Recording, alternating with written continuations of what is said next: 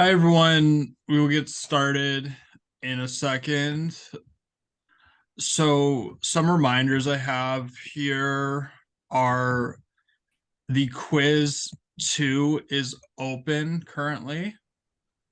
So, the quiz 2 is under tests and exams. And it's under quiz 2 here. And I'll make it available. I'll change the settings. So this will be due on Sunday. You'll have until Sunday to complete this quiz, and it's on what we're going to cover today, and it will be on what we've covered since quiz 1. So that's what we're going to do for this here. So it's open now for anyone who wants to start it, and if you want to start it after class, or it's totally up to you. So quiz 2 is open right now. And then also we're going to go through price elasticity and other influences on supply and demand today. That's going to be our topic of study today. So there's going to be some overlap from the last session. And then assignment 1, the case study, is going to be due on February 15th. So it's based on you answering the questions from the case study. So you just have to complete the question sheet, and the question sheet is under assignments. So it would be assignment 1. You just have to read the case study and then answer the questions. So answer all of these 7 questions here to the best you can do, and then submit it. So that's what's coming up. So those are the 2 things that are due soon. So you just have to answer the questions. There's no report needed. I just want you to answer the questions. So that's an update of what is due soon. And we will get started on the content today. So the content for today, it's under weekly resources, week 5.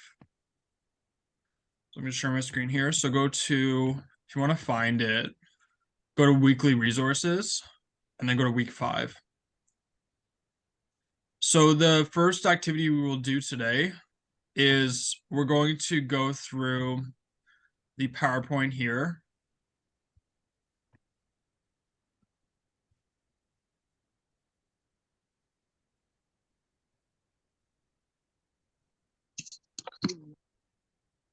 So this is going to be our first activity here.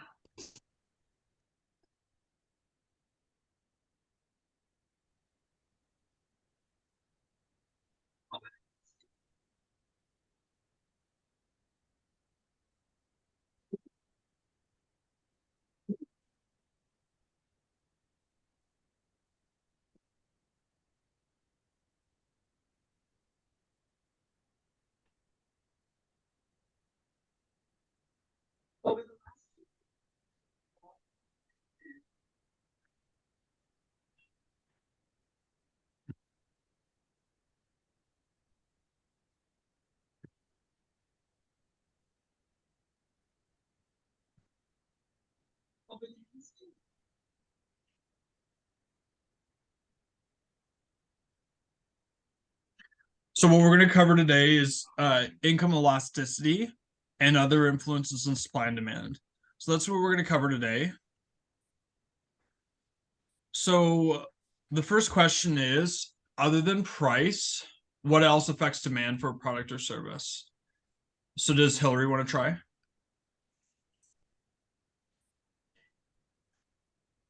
Or anyone else?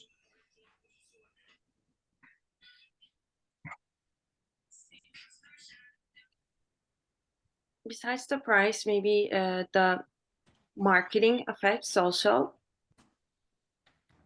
Yes, income, marketing, excellent. Those are great examples. So higher income, likely higher demand for products and services. That's great. And then marketing, more Yes, marketing. Oh, go ahead. Taste and preference. Can you say that again? Taste and preference.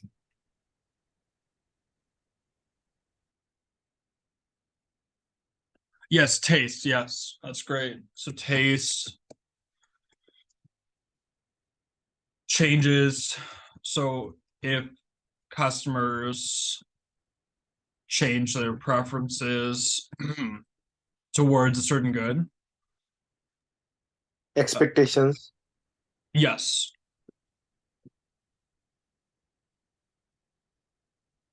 Yes, better expectations, higher demand for goods and services. Future supply.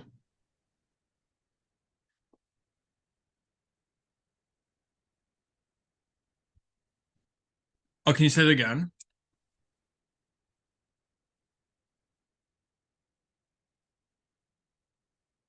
Future supply. Okay, that's good. Oh, availability of substitutes to that product. Yes, exactly. Availability of substitutes is a good one.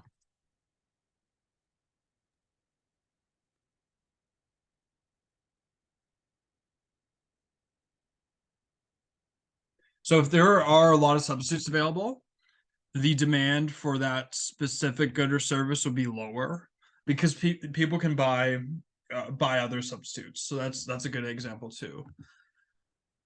So everyone has a lot of good examples. Can you think of any more? There's like tons. Like it's limitless. There's many more you can think of. But the list could keep going for forever if you kept thinking about it.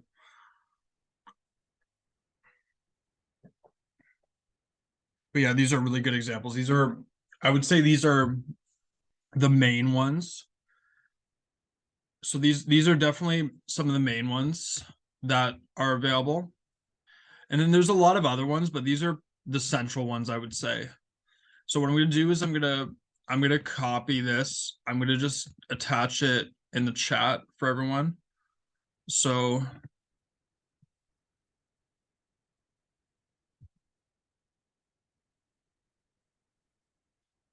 I'll send this to everyone in the chat.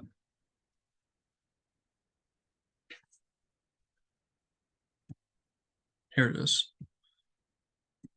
So that's all available in the chat now. So then this is their list that's available on the PowerPoint.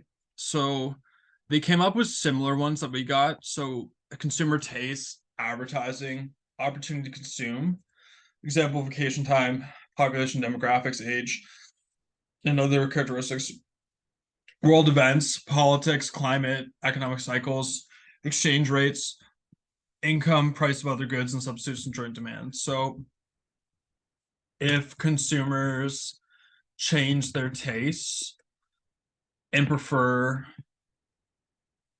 a specific good, the demand for that good goes up.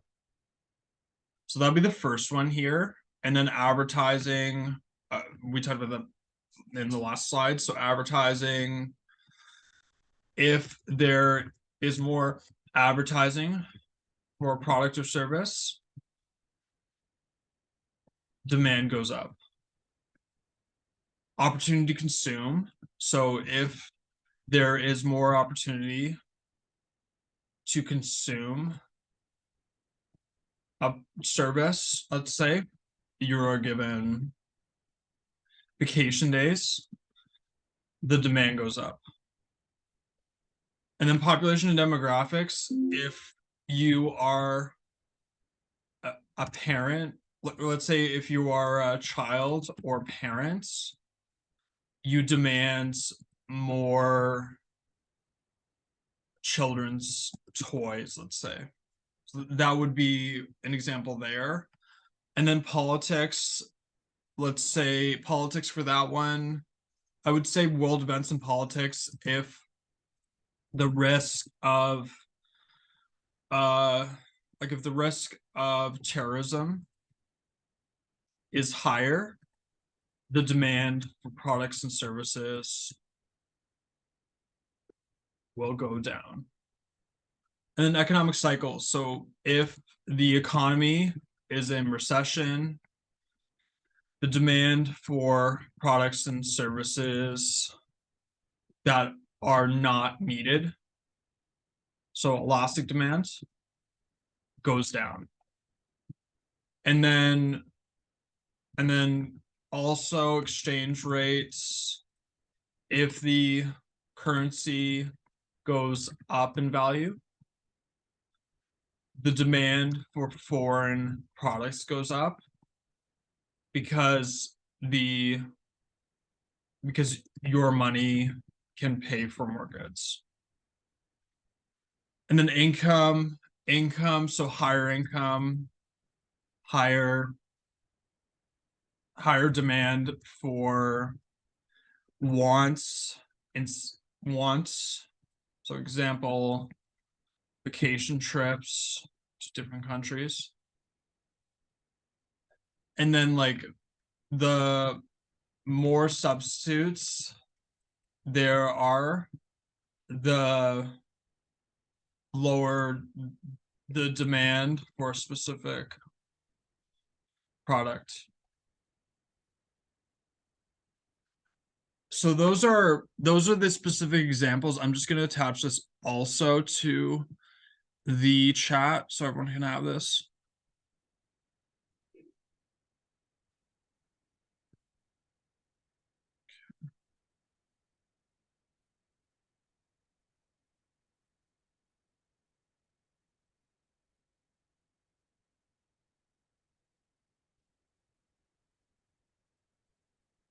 So I sent that to everyone.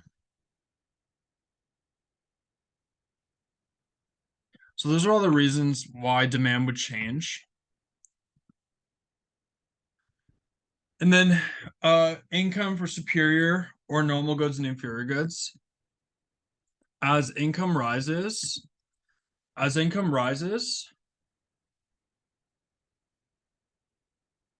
for a person, the demand for superior goods goes up. So people demand more luxury cars and holidays outside of a country when they have a higher income.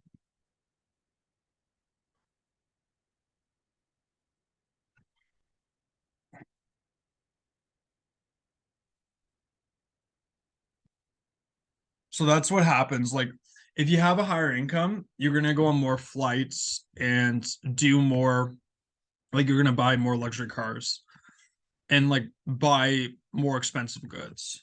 You'll buy more expensive goods. And then inferior goods, as your income rises, you will buy less inferior goods because you have more money and you will buy superior goods. So like instead of buying an average car, you will buy a luxury car.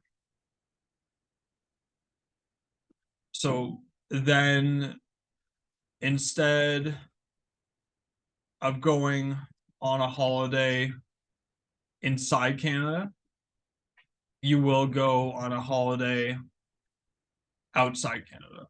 So you're going to buy more expensive goods when you have higher income. That's just usually what happens with getting a higher income. So I'm just going to copy this into the chat. So here you go. So let's keep going on this. So that's just what happens when you have higher income. You're going to buy more luxury goods. So like expensive cars, expensive food, and going to holidays in countries that are very far away from Canada instead of just in Canada. So those are good examples of that. And then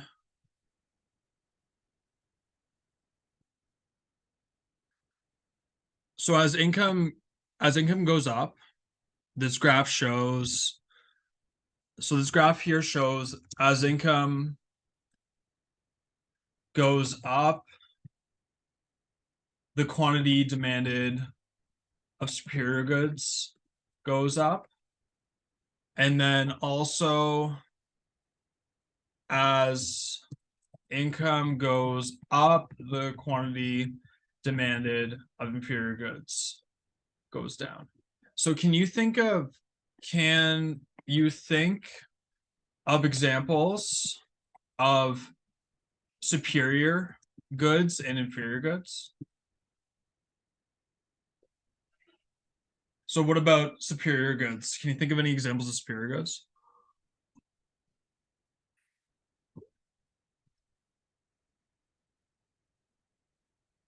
A Lamborghini. Yes, exactly. That's a great example. Superior goods, Lamborghini, excellent example. Can you think of any other superior goods?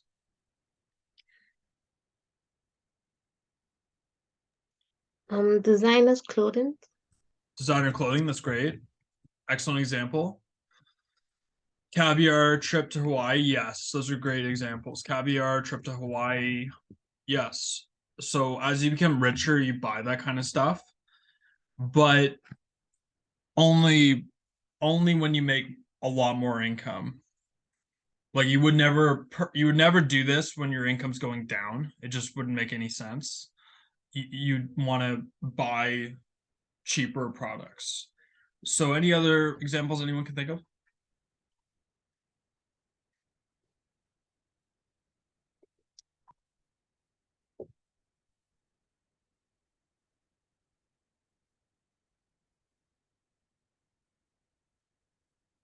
Those are good examples. Yeah, so I'd say houses, like mansions, let's say, cottages, sports tickets. So that type of stuff, hotels, opera show, that's a great example. Opera show, I would say, yeah, plays, yeah, anything like that would be under that. That's great. Great work, everyone on that list.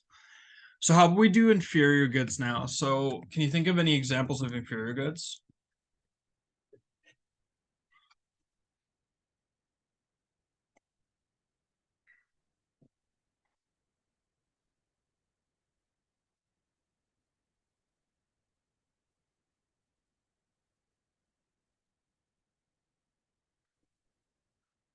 So anything you would buy more of if your income went down and you couldn't buy the superior good substitute. So canned vegetables, thrift clothing. That's great. Thrift clothing, canned vegetables. Yeah, great examples. Instant noodles, public transportation. Yes, those are great examples. Instant noodles, public transportation. Yeah. Yeah, great examples. That's a great list. So anything along those lines would be part of that. So good job everyone on that. That's yeah. But yeah, if living like if even if you're rich, you still have the choice to buy these products. I would, if I was rich, I'd buy those products still. But a lot of rich people would just buy the superior goods. Usually they go to superior goods. It's very rare people stay with inferior goods. I would, in my like if I was rich, I'm not rich, but yeah, it's usually people that are richer, they buy the superior goods, people that have lower incomes, inferior goods. Great list, everyone. So here, I'm just gonna highlight this for everyone.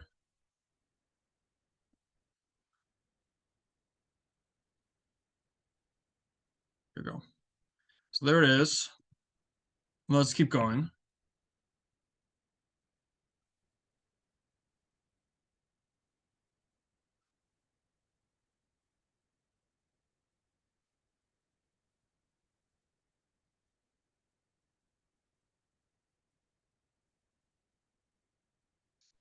So calculation of income elasticity of demand shows whether the goods and services are superior or inferior.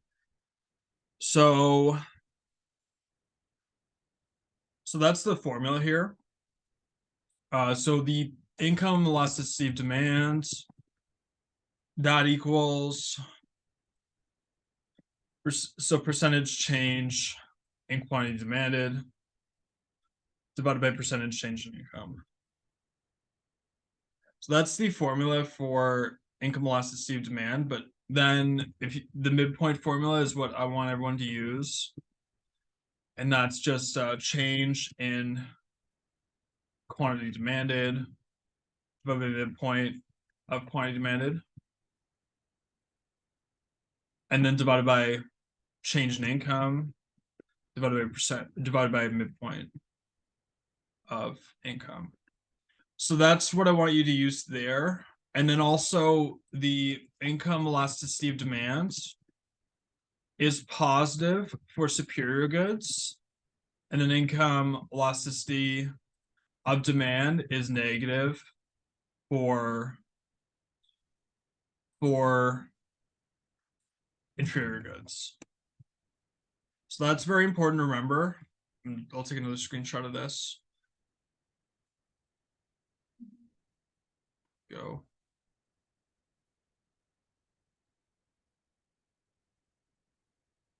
Let's keep going. So we'll do some calculations today on this just to show how to determine if it's a superior or inferior good.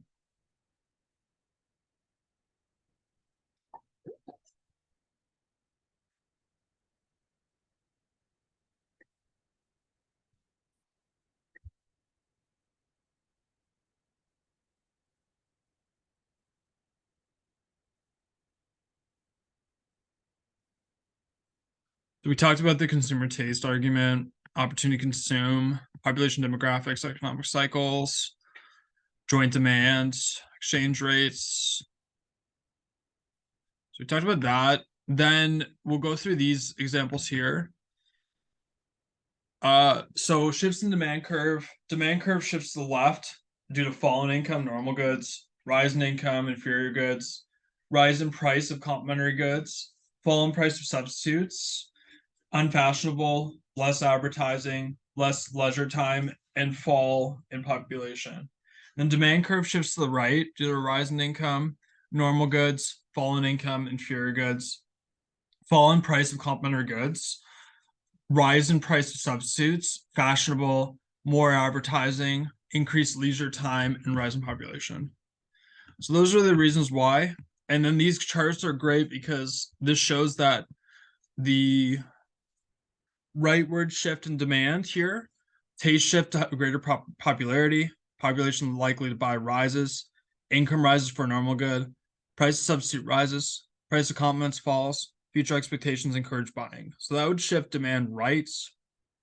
And then demand shifts left due to taste shift to lesser popularity, population likely to buy drops, income drops from normal good, price of substitute falls, price of complement rises, future expectations discourage buying.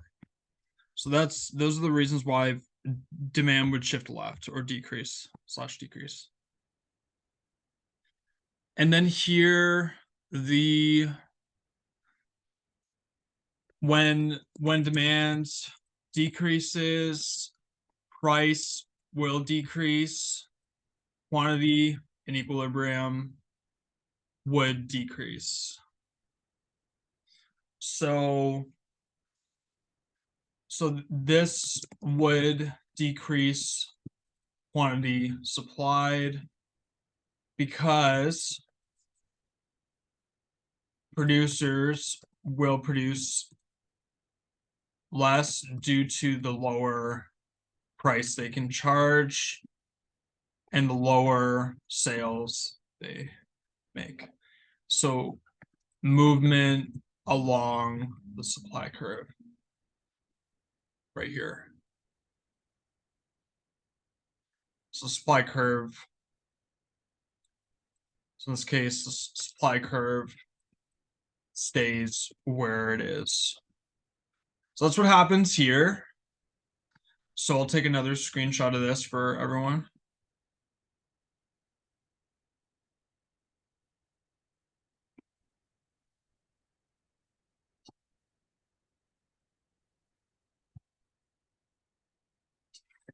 So that's what would happen if demand decreases here. And the screenshots under the chat.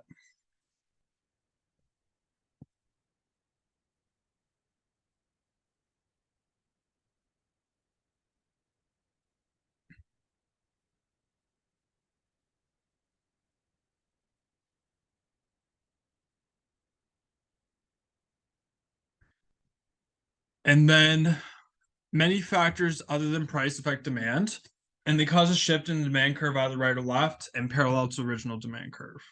So that's what happens. And then price changes affect demand that slide along the existing curve. So any price change, like we said in previous weeks, if the price changes,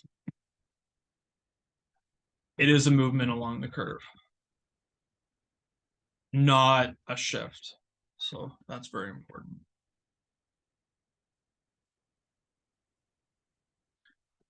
So any price change of the product is a movement along the curve.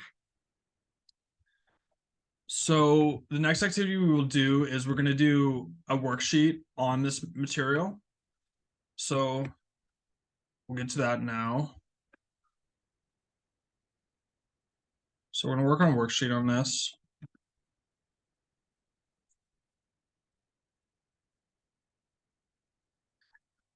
So in this case, assume that the current price is $70. The seller wants to increase its revenues and has decided to increase the price to $80. Is that a good idea?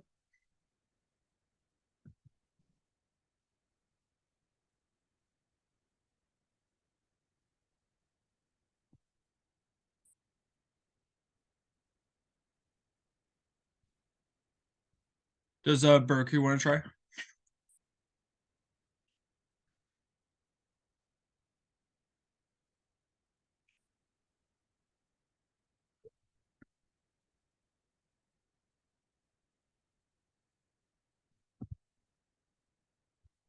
No, it's a bad idea. If he increases his price, the demand will drop.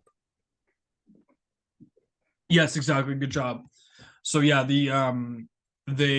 this is not a good idea because the quantity demanded would decrease from 40 to 30. So great job. And then also, so if it was at $70 price, it would have a quantity of 40. So 70 times 40 equals 2,800. Yeah, 2,800 in revenue. So this would be the revenue in that case. And then if it went up to 80 price and then 30 quantity, that would be $80 times 30 equals 2,400. So they would lose 400 in revenue from raising the price from 70 to 80. So it'd be a bad idea. That's what would happen in this case. So I'm gonna send this to everyone here.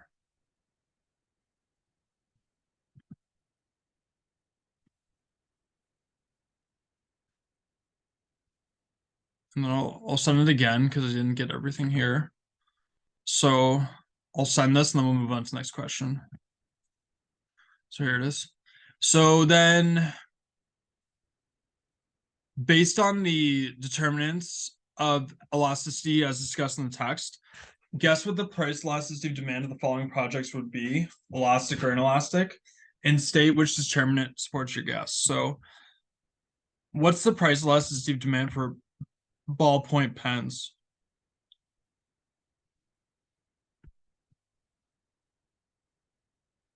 Elastic? Yes, exactly. a lot of substitutes. Great job. And then what about Crest toothpaste? What would be the elasticity of demand?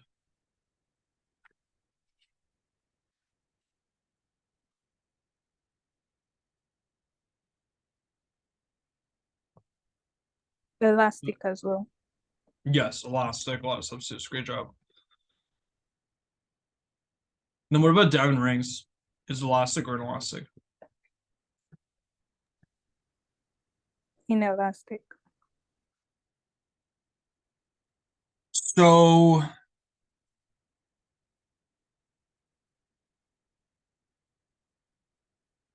oh, it's okay. Sorry, Berku. So it would be elastic because it is so it is a highly superior good. People don't need it, but good try. And then what about sugar? Is sugar elastic or inelastic?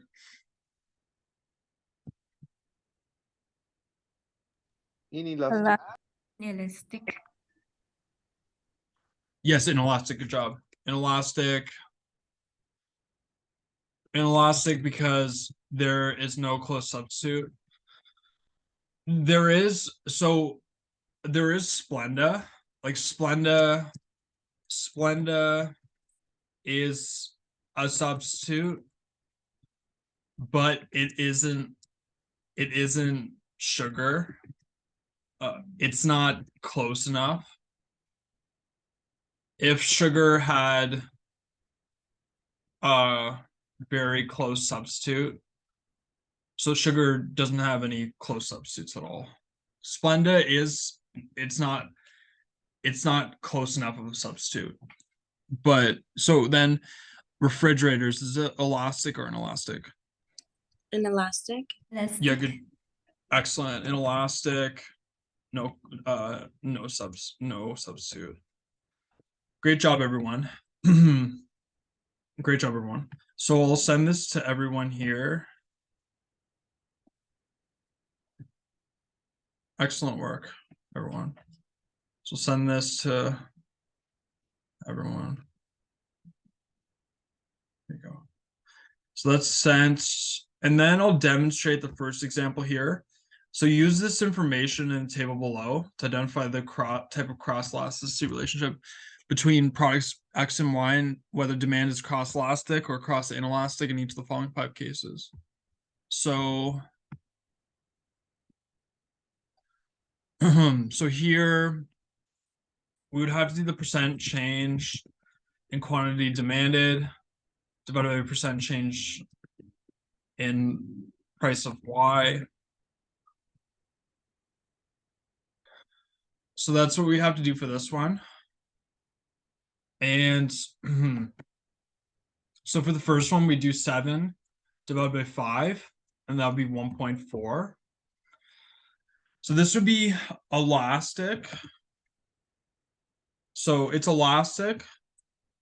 It's elastic positive, so that means substitutes. So if the cross elasticity is positive, it's substitutes. And if the cross elasticity is negative, it's complements. So this one here would be elastic.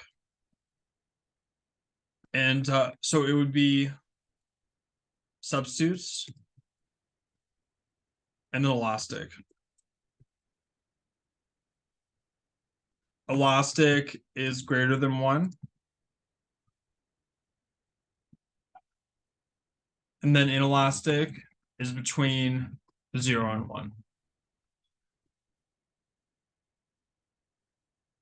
So I'll get someone else to try B. So does somebody want to try B?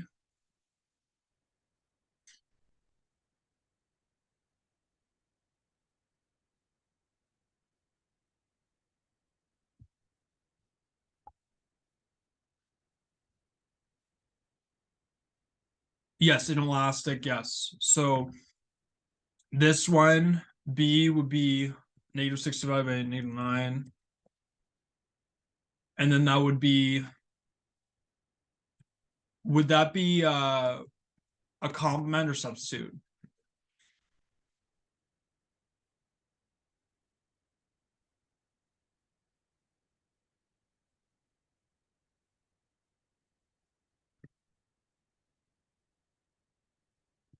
Yes, inelastic. So it would be a substitute because it's positive. -6 divided by -9 is positive, so it'd be substitute. So good job, everyone. And then for C, what would C be? Is it a substitute or a complement?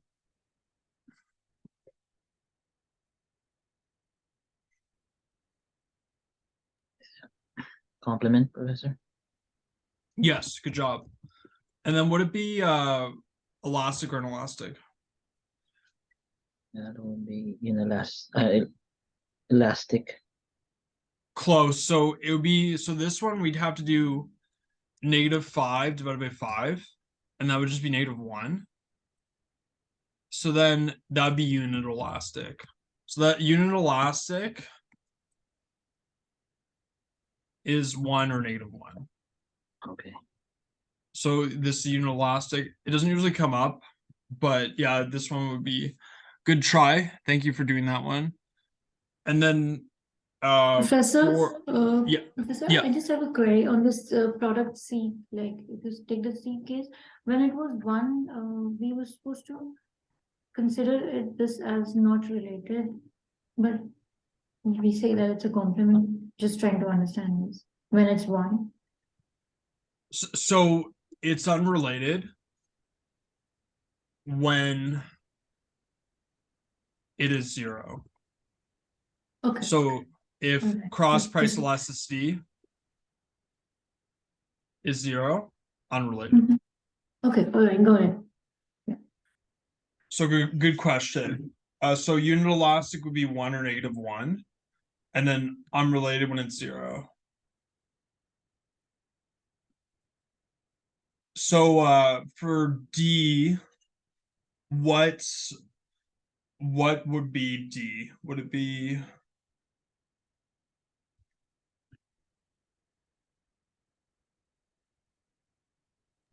close? So it would be unrelated.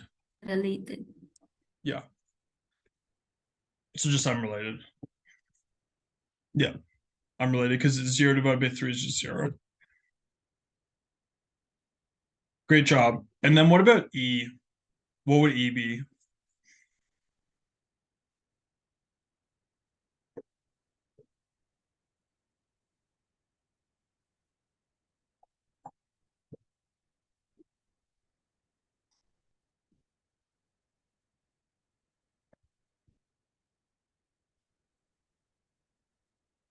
Yeah, elastic. And then would it be a complement or substitute?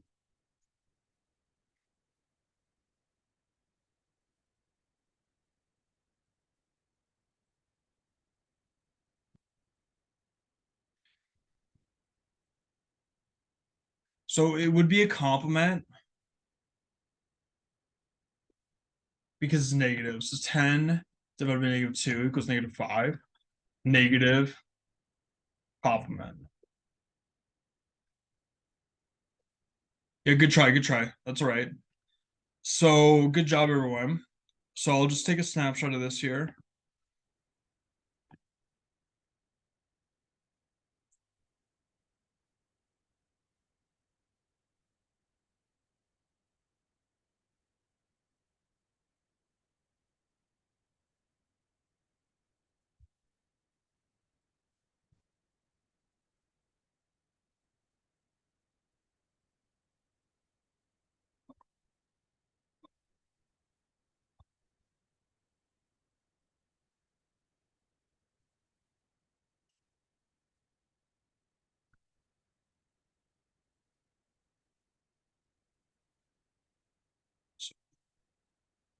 So here it is. I attached it.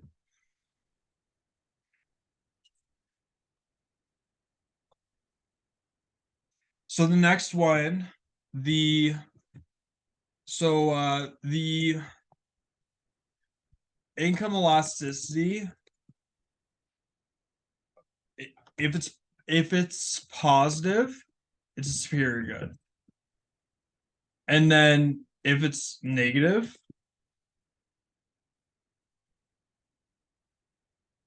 it's a complement. No, sorry, it's inferior good. So how to calculate income elasticity?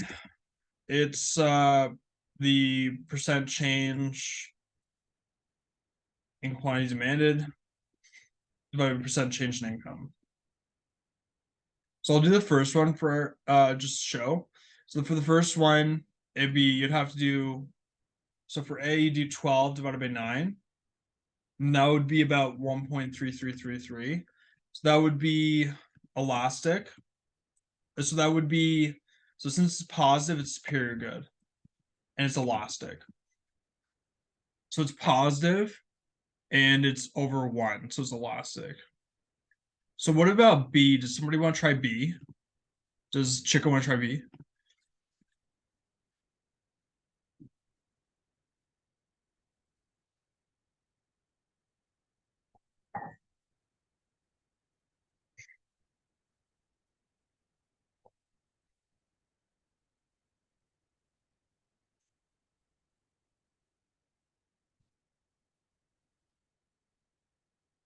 Yeah, inferior, yeah. So inferior. And is it unielastic, elastic, or inelastic? Close. So it'll be unielastic because it's -1. So you do 6 divided by -6, and then you get -1. So unielastic. And then what about C? Does a Denara want to try C? So superior, yes, because it's positive, and yeah, unielastic. Yeah, good job, everyone. So unielastic.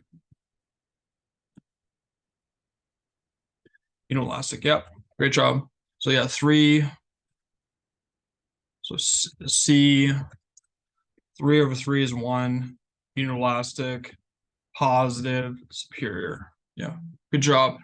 And then what about D? What would D be? Does Efamina want to try?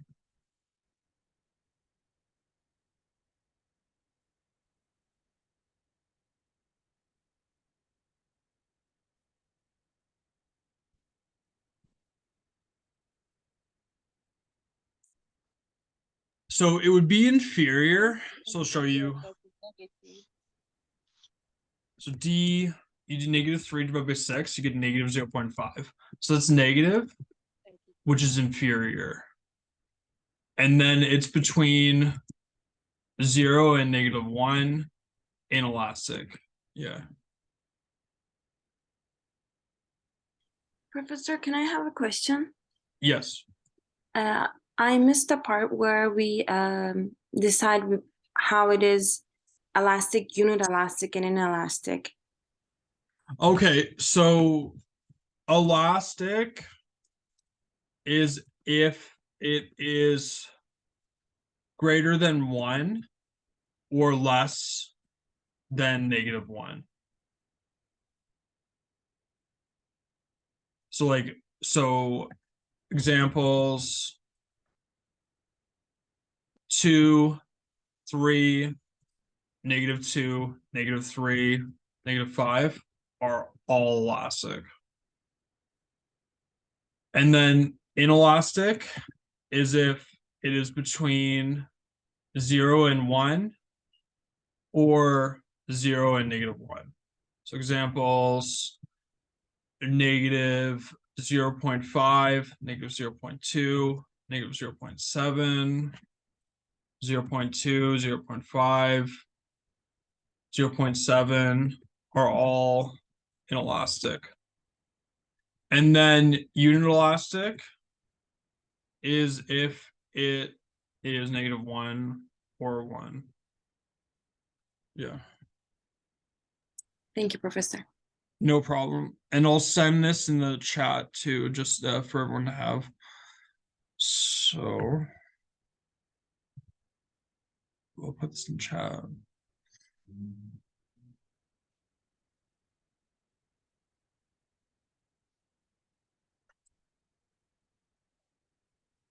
send that here.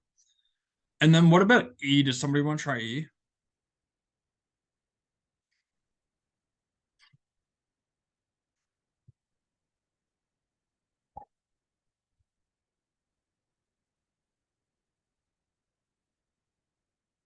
So it is superior. That's true.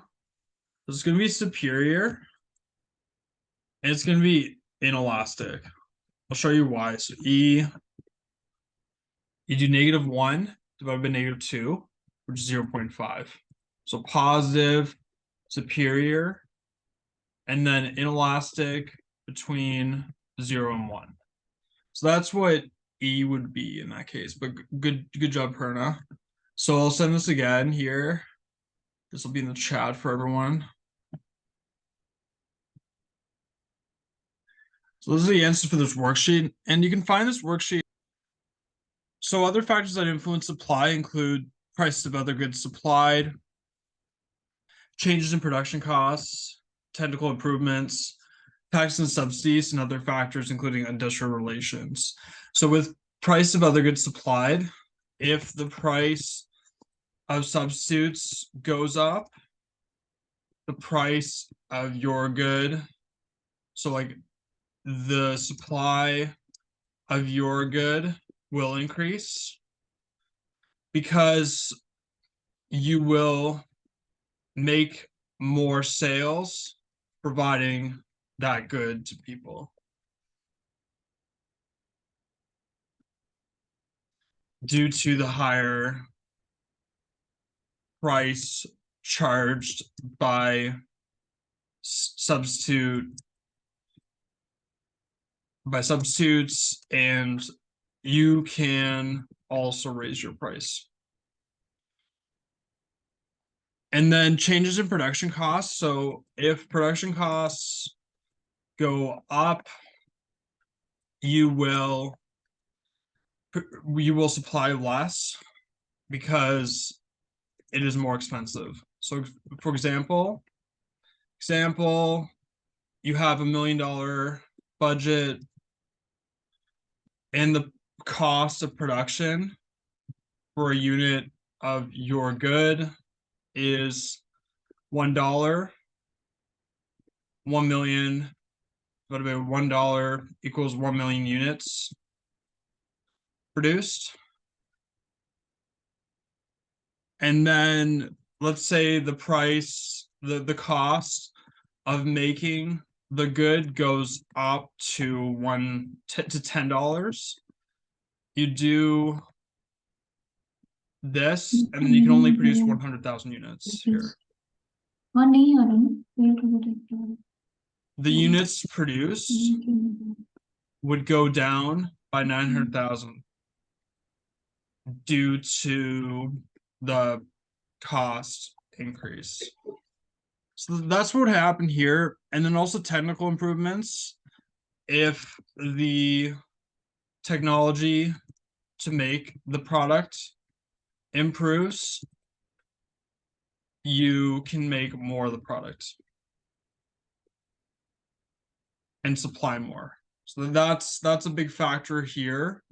And then also taxes and subsidies. If taxes go up on the business, supply will go down. Then if subsidies go up for the business, supply will go up. So those are reasons why supply would shift. So I'll provide this to everyone in the chat here.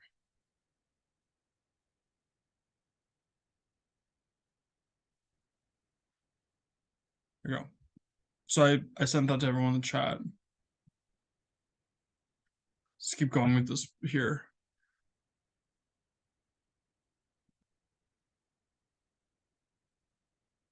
So changes of prices of other products affect supply, and that suppliers will shift resources and start producing more of one product and less of others based on price fluctuations. So that's what happens here. So as price of good product A increases, suppliers produce more of product A and less of product B. So A shift to the left in supply curve for product B. So if they are able to charge more for a certain product, they will produce more of that product because they will make more revenue on that product. So that's what happens. If they are able to charge more for a certain product, they will produce more of that product because they'll make more revenue on that product. So, as we talked about before, if production costs go up,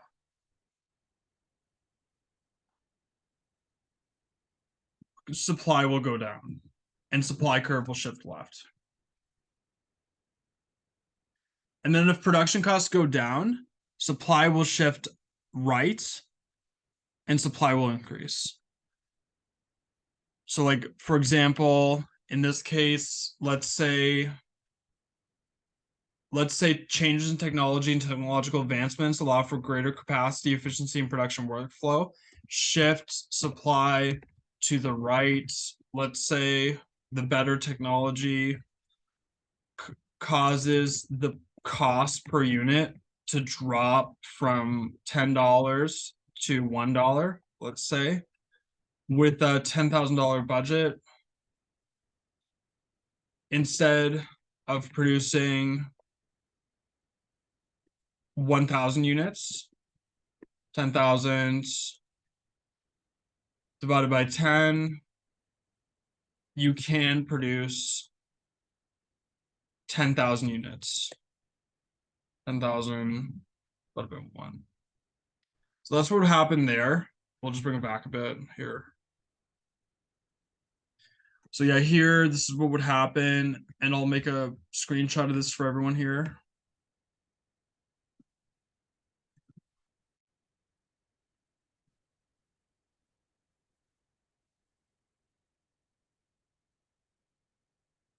And then tax, company receives less than what consumer pays. They don't receive amount of tax, so price is considered lower, shifts to the left. Subsidy opposite to tax shifts to the right.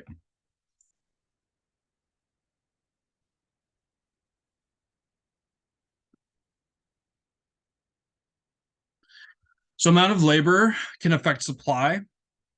Labor shortage causes decrease in supply. Strikes insufficient skilled labor. Abundance of labor causes increase in supply. So if you have more labor,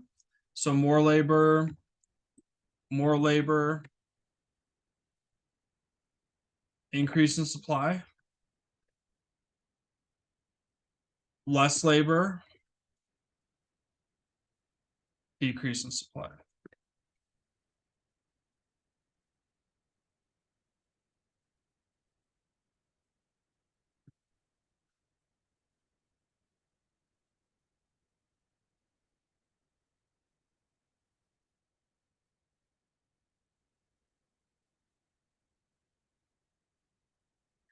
So supply curve shifts to the left due to rise in price of other goods that could be supplied by producer.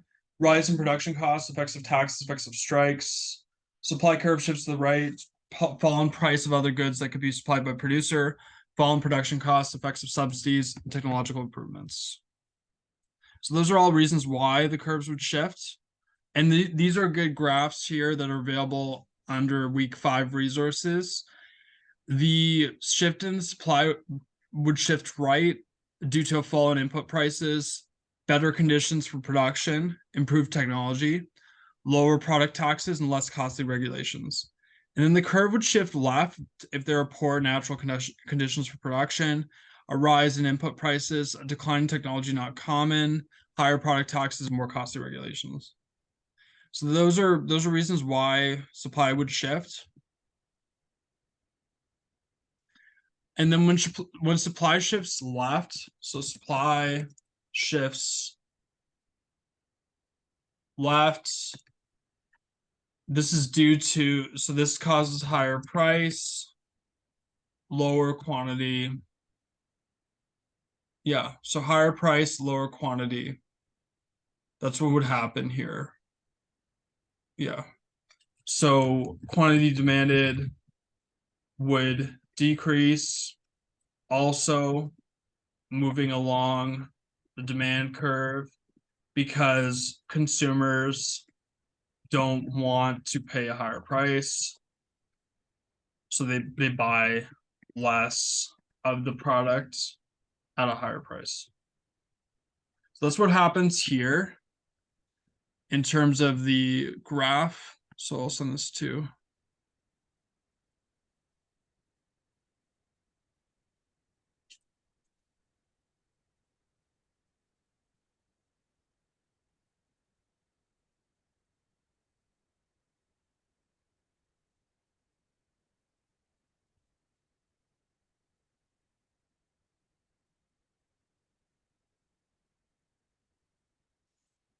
So changes in price and all other things being equal would change the demand and supply along the existing demand and supply curves. So they wouldn't shift.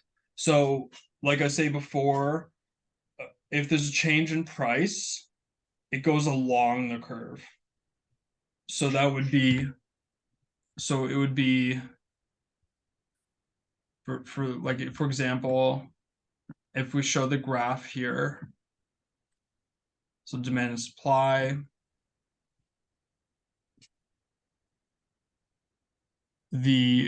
any price change would move along the curve.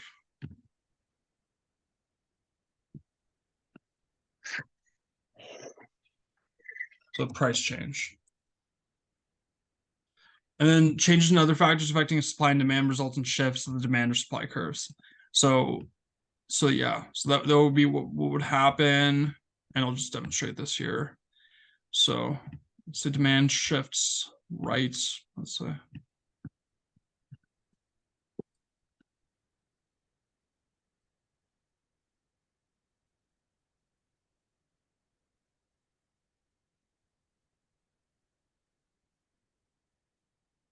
So that's what would happen here. I'll send this to everyone.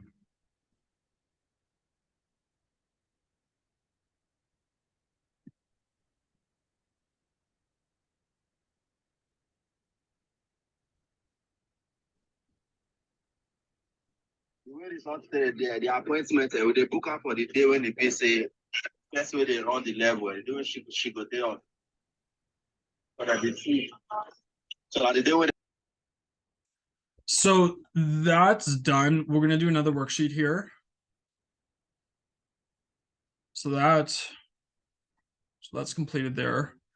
Next thing we'll do is we'll do another worksheet.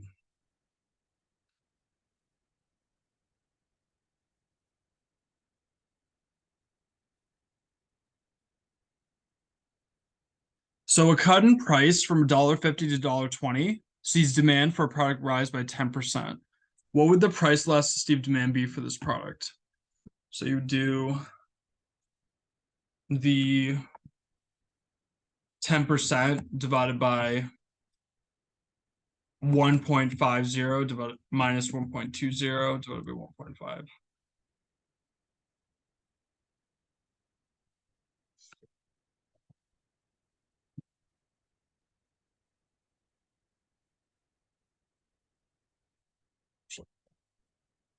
Try that and let me know what you get.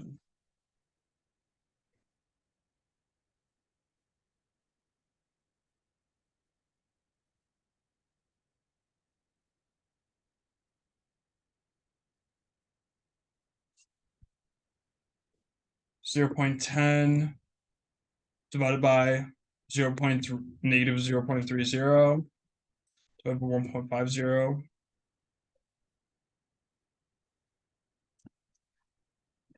So close would be 0.10, and then that would be negative 0.2. And then we would get 0.5.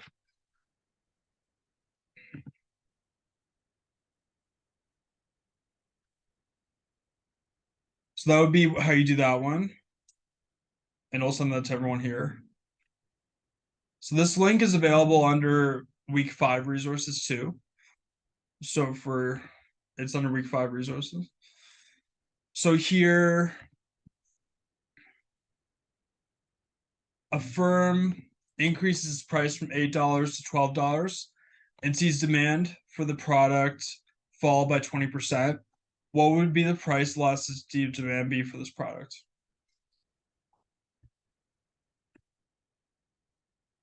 So you do negative 20%, so negative 0.20 divided by 8 minus 12 divided by 8.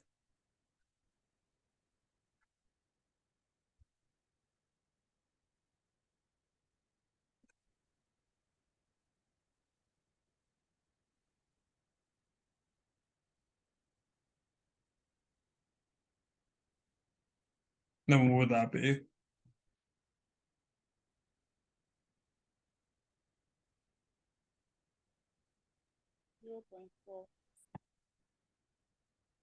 Yes, 0.4. Good job.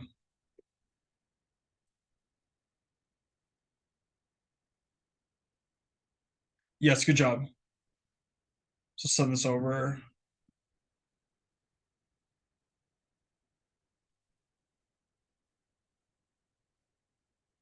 And then what type of good would be expected to have a negative income elasticity of demand?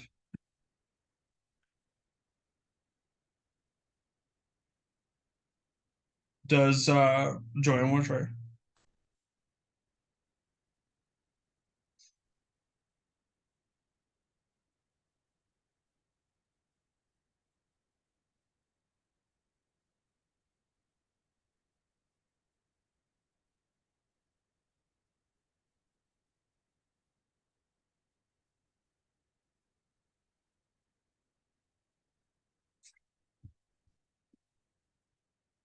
Yes, superior. Good job.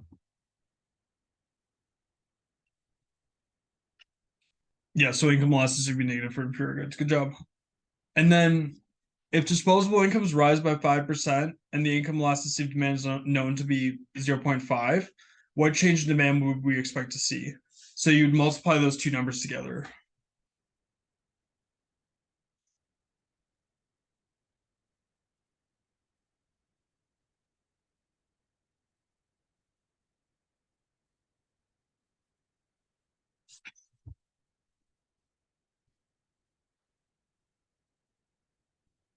Good job, 2.5%. Excellent. And then if a price cut does not lead to an increase in revenue, we might infer that the demand for this product is what?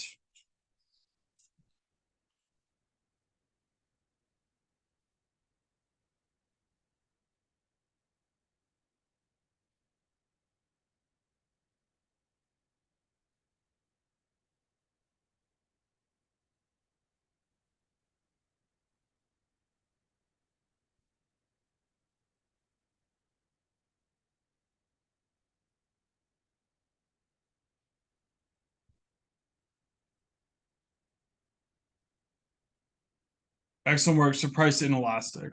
So if a price cut does not lead to an increase in revenue, we might infer that the demand for this product is price inelastic. Great work.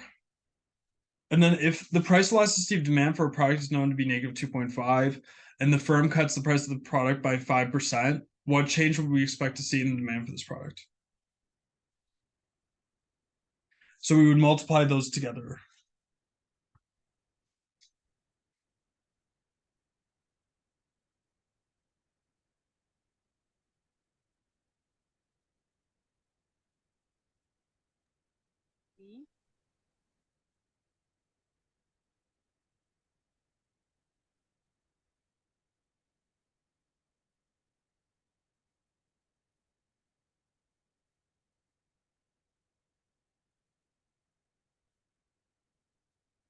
Excellent, 12.5%. Perfect. Great job.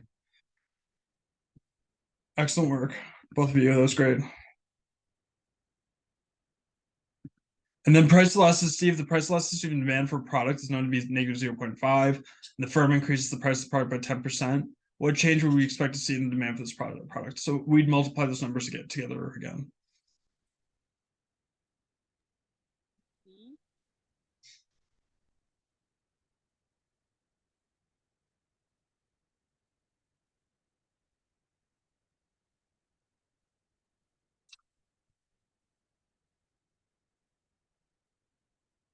Excellent work, Efamina. Excellent work.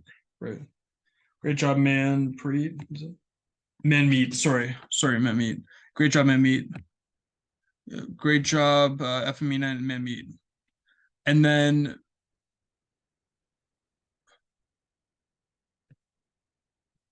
yeah. And then in recession, which sort of good will we expect to see a rise in sales for?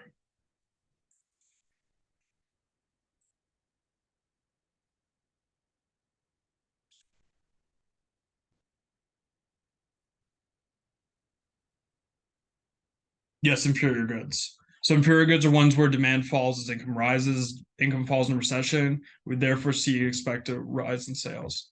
Great work. So be inferior goods in recessions.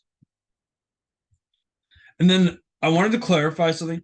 Needs, so needs could either be met by luxury goods or inferior goods. So food can be met by both. You could purchase low cost noodles as an inferior good to meet your food needs, or you could purchase lobster as a superior good to meet your food needs. Also, you could purchase a Toyota car to meet your needs as, let's say, an inferior good. It's a good car though, an inferior good. And instead of purchasing a Tesla car to meet your needs as a superior good. Toyota is a great car, don't get me wrong, but just using it as an example for inferior good. And then so you could purchase you can meet your needs with either inferior or superior goods. Yeah, so that's what would happen here. Like you can choose, both of them would meet your needs for hunger. Each option would meet your food needs and your transportation needs. So that would be like, for example, so I will put that into the chat here.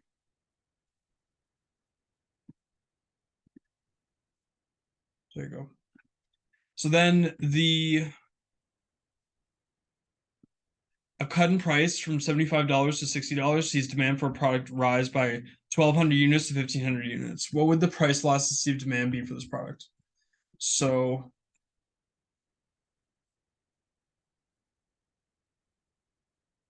I'll check here, 75. So you do 1,500, so 1,200 minus 1,500. 1,200 plus 1,500. 2, divide that by 75 and 60 divided by 75 plus 60 divided by 2.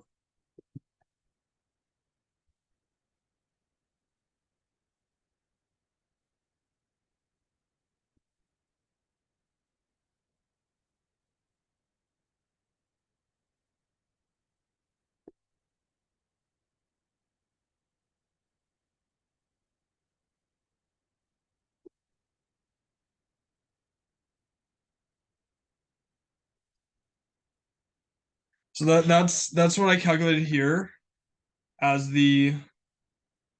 for just simplifying it. So I'll test it and see if verify one of the answers here. So I'll test this.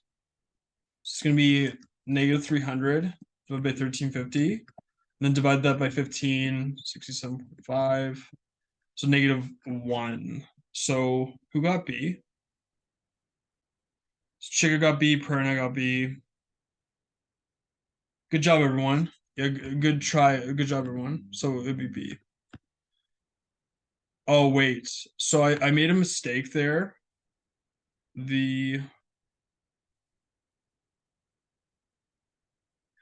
think that I probably made an error there, but I think it's 0.8. Wait. 1.25. Okay. So I think they did it with the calculation with the percentage formula. I think what happened here was they did the percentage formula instead of the midpoint formula, which would produce a different result. So I think that's what happened here, which is likely. So I'll send this over. But yeah, I think if you use the midpoint formula, you get -1. But if you use the percentage formula, you get something different. So what I'll do is I'll capture this here. Sorry, Professor. I have a question. Yes. When do we know when to use the midpoint formula or the percentage formula? Good question. So my advice, always use the midpoint formula. That's a good question. The problem with the percentage formula is it is inconsistent. The midpoint formula is always right. So always use the midpoint formula unless they force you to use the percentage formula. So for example,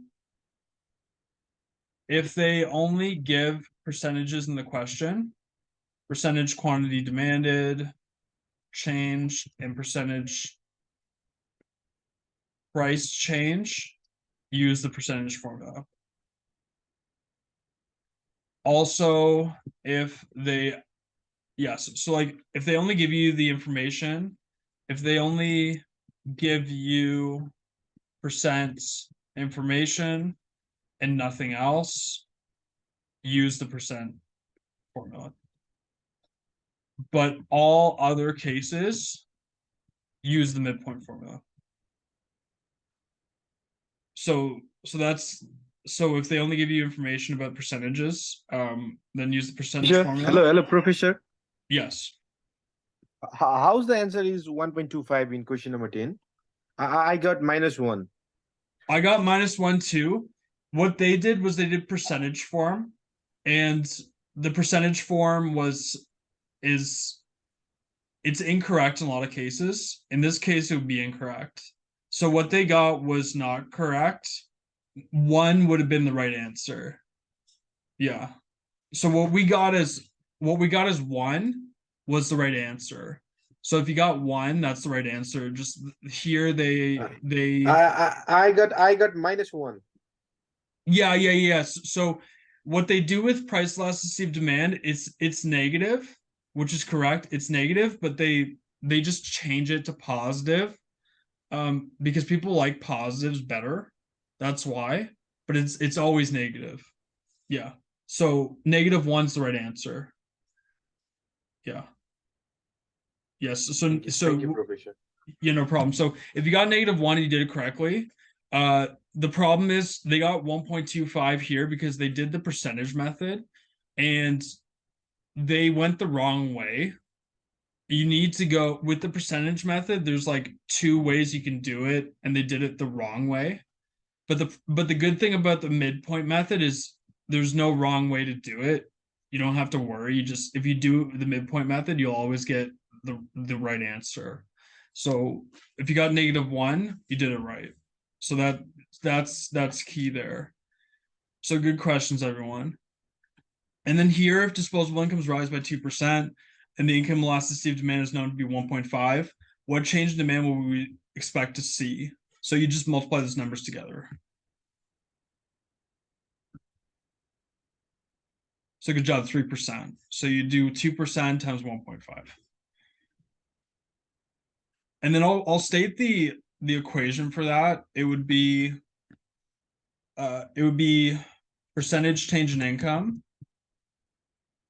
times income elasticity of demand equals percentage change demand. So this formula is correct. So if you use this formula, you can get the, you just multiply them together. So good job everyone on that. So I'll send this over to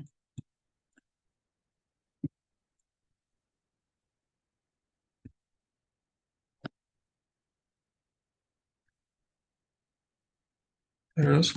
And then the image below shows a medium-sized yacht. What would you expect the price elasticity of demand for yachts to be?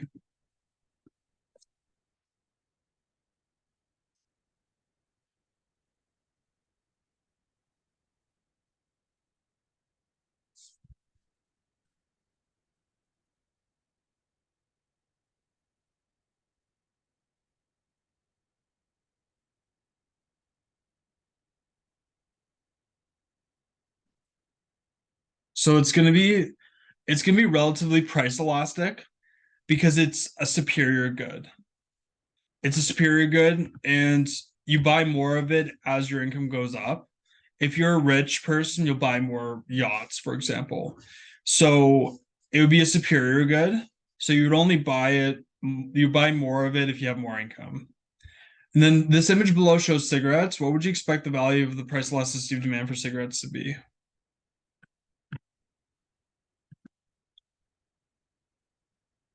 Yes, so relatively price inelastic because they're addictive. People will buy them regardless of what the price is. Yeah. Then this image below shows wheat being harvested. What do you expect the value of the price elasticity of demand for wheat to be?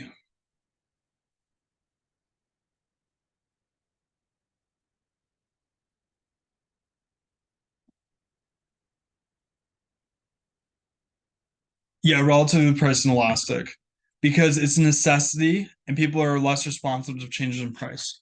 So we expect the price elasticity to be relatively inelastic. Great work, everyone. So great work on the worksheet, everyone. So we'll get to our next activity here.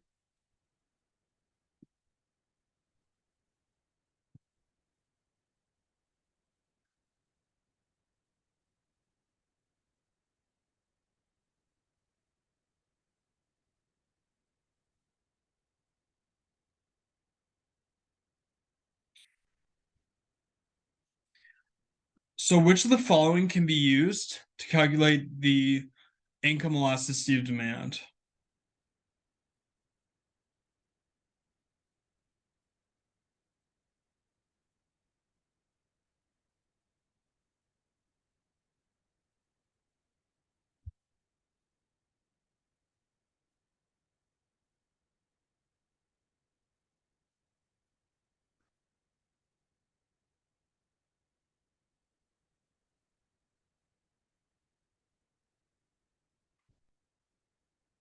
A good try, so it'd be D. But like I said before, this is the percentage method. And you would want to use, instead of this one, you would want to use the midpoint method, which would be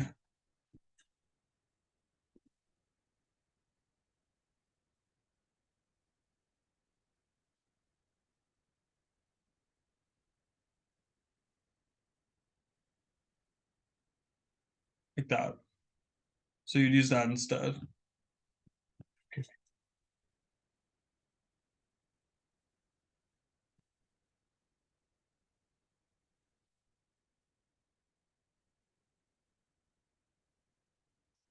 And the quantity demanded of which good decreases the most during recession when incomes increase?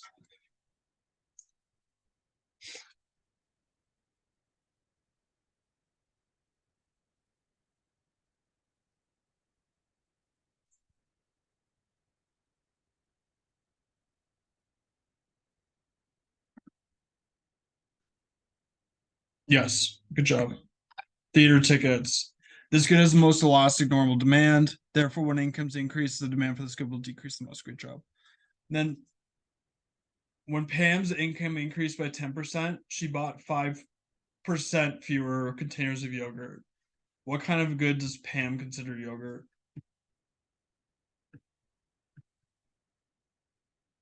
Yes, good job. when Pam's income increases, her demand for this good decrease. The definition of an inferior good is a good that experiences a decrease in demand when consumer incomes increase. So the income elasticity of demand for healthcare in Artland is 2.5. In 2001, the quantity demanded of healthcare decreased by 25%. What change in national income in Artland causes this decrease in healthcare? So you would just multiply those numbers together. Wait, no, sorry, you wouldn't actually. So you would do so in this case, you do quantity demanded divided by income elasticity of demand.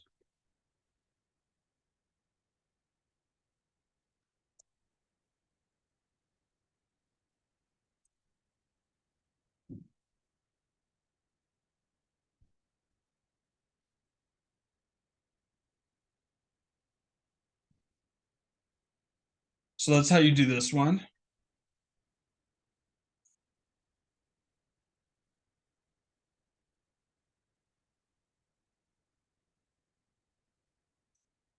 So does somebody want to try that one?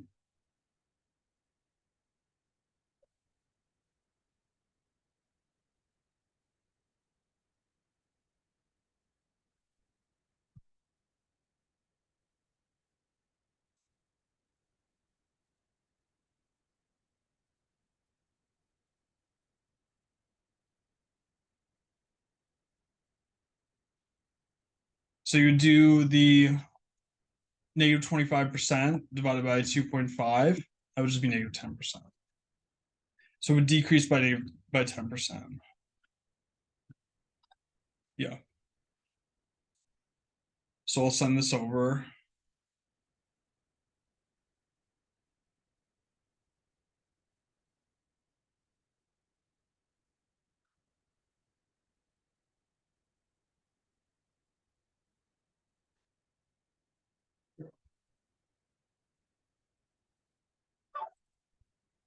So good job, everyone, on that quiz. So we'll do a quiz on cross price elasticity of demand now. So what can we determine about two goods based on the cross price elasticity of demand?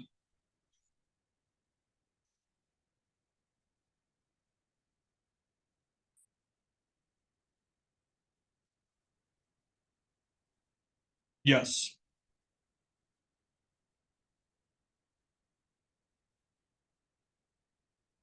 No, wait, that's income elasticity of demand. Sorry, I apologize. It's going to be whether they are complements or substitutes. So cross price. So I'll clarify something. Cross price elasticity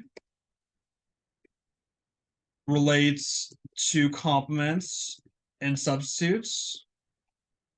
Income elasticity relates to superior and inferior goods. So that's a clarification I want to make there. So whether they are complements or substitutes. So cross price elasticity tells us whether they're complements or substitutes. Positive sign indicates they're substitutes, and negative sign indicates they're complements. So when the price of bananas increases by 20%, the quantity demanded of apples increases by 30%. What is the value of the cross price elasticity of demand?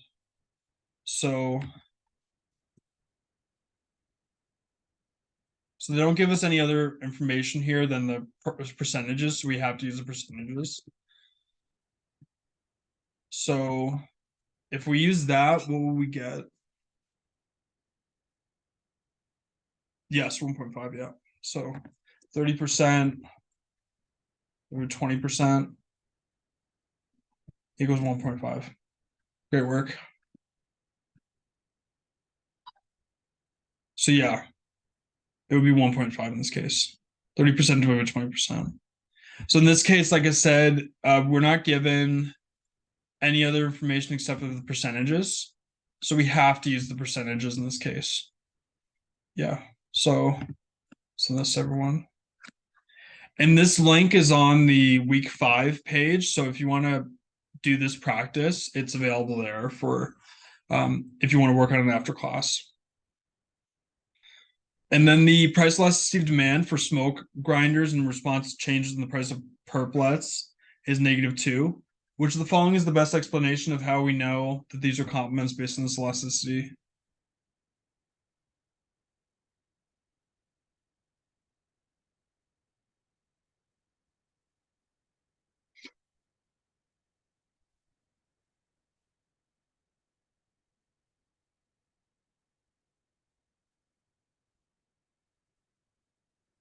Yes, E. Great job. So yeah, the value of the cross price is negative. Cross price elasticities that are negative indicate two goods are complements. The city of Madison eliminated parking meters, made all street parking downtown free, lowering the price to $0, a 100% decrease in the price of parking. After doing so, it found that the number of people driving in town increased by 30% each week. What is the cross price elasticity of demand for parking and driving into town in Madison?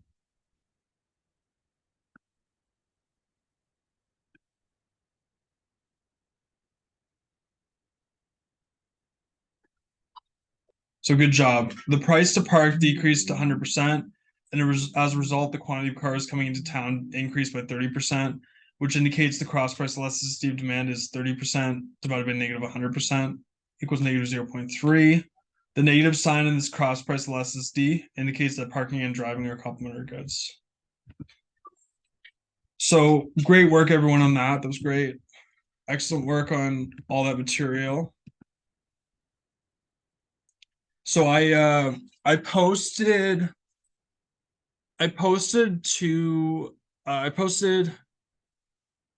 some material on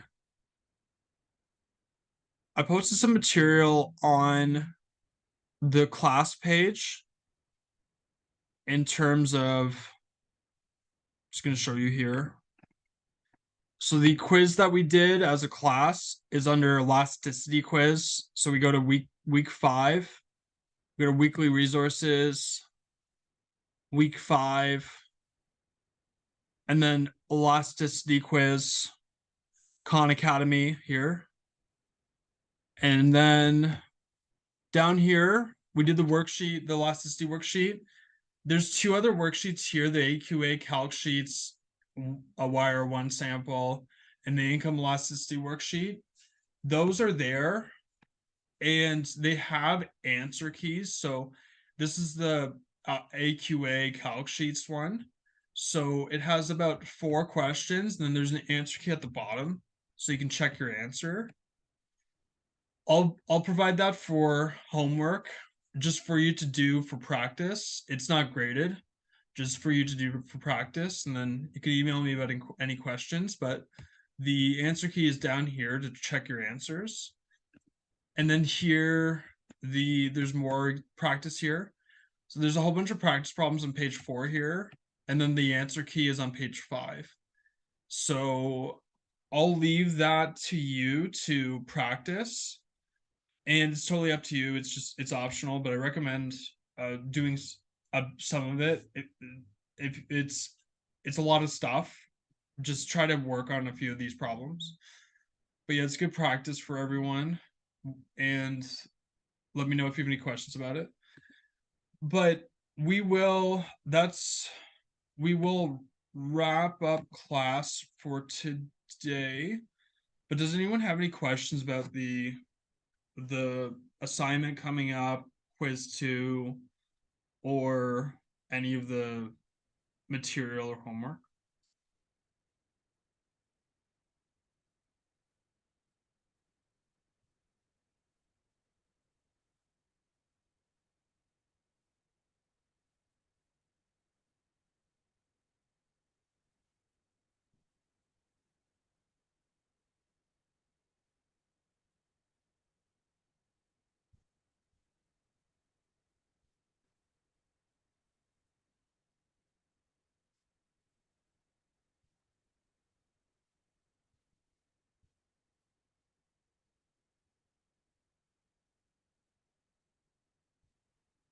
Okay, excellent class, everyone. Great participation as always. Email me if you have any questions about the homework. And yeah, great work, everyone, today. And I'll see you next week. Thank you, Professor. Thank you, Professor. Thank Thanks, you, everyone. Prof. Thank Great you. class, everyone. Great, Professor. great work today. Professor. Excellent job, everyone.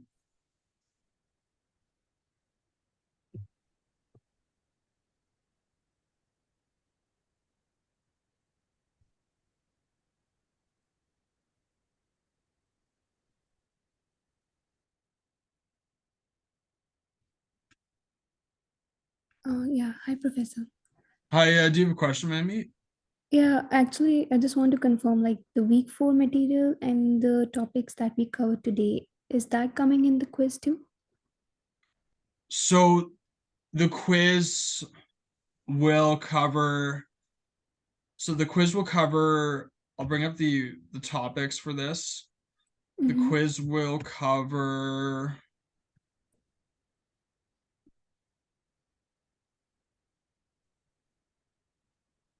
It's all multiple choice. It's going to cover price elasticity of demand, Okay, price elasticity of supply, okay, demand curves, substitutes and complements, okay,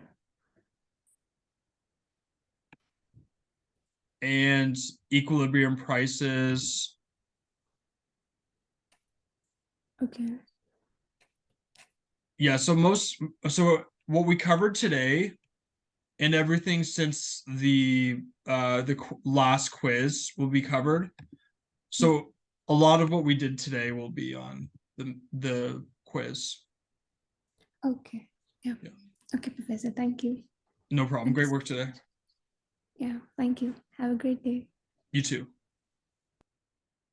Professor, when is this quiz open? Sorry, Professor, when will the quiz hold? I didn't get on the quiz. I can't Efemina, can you I can't hear you. I was wondering if I said, when will the second quiz hold? I didn't get when we'll be having the second quiz. can you say it again? When will the second quiz hold? I didn't get that before. When we will be having the second quiz? Oh, okay. So it's posted right now. I'll show you where it is, and it's due on Sunday. So you'll have until Sunday to do it, and let me know if you need more time. So you go to tests and exams here, Okay. and then it'll be under quiz 2 here. Oh, okay. So can you find it? Yes. Oh, excellent. Great. Sounds good. Do you have any other questions, Efemina? No, Professor. Thank you. Okay. Great work today. Let me know if you have any questions about the quiz, and have a good rest of the day. I will. Thanks. Bye.